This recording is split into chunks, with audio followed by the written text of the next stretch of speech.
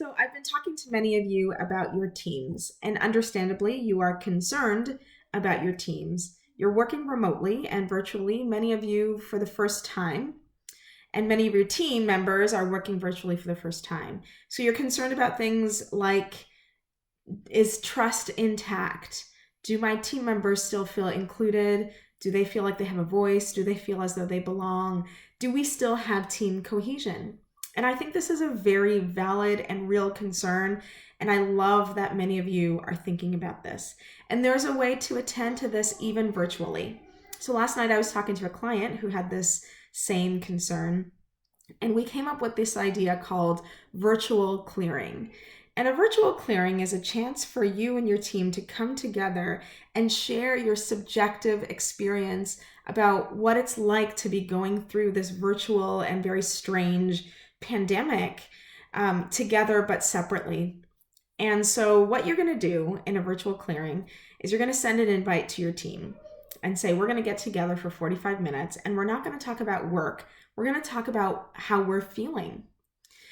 And you get on the call, and the first thing you do is you need to create some safety so that encourages people to share what's really going on. Because when people share what's really going on for them and they open up or they get a little bit vulnerable, you're going to find that the trust is going to build and the intimacy and the connections on your team are going to build. And so that's your desired outcome for a virtual clearing. So the first thing you do is create safety. How do you create safety? Set some ground rules. Things like, let's assume positive intent.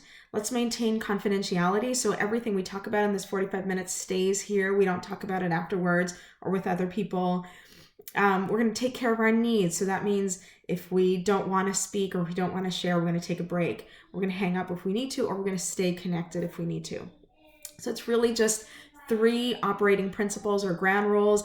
Assume positive intent, take risks, make mistakes, confidentiality, take care of your needs, these kinds of things, allow for safety.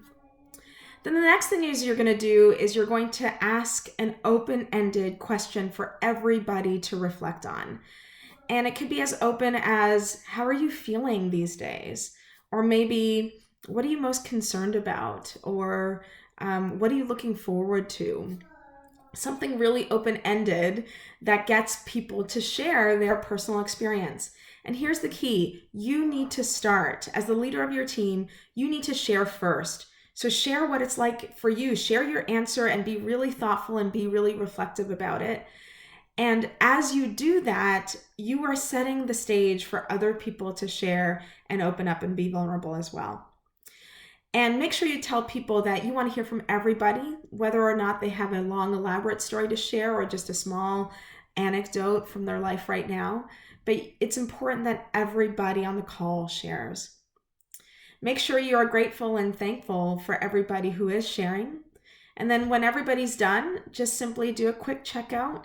And the checkout can be what's one word to describe how you're feeling right now, or one reason for optimism, or one thing to look forward to. Keep it uplifting, keep it on a positive note at the very end, and then you're done. That's 45 minutes. A team of, say 6 to 10 of you can all do this within 45 minutes.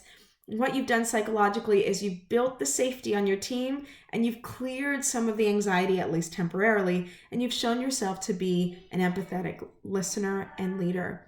And this is going to bring your team together even in a virtual environment. So try this out and let me know how it goes.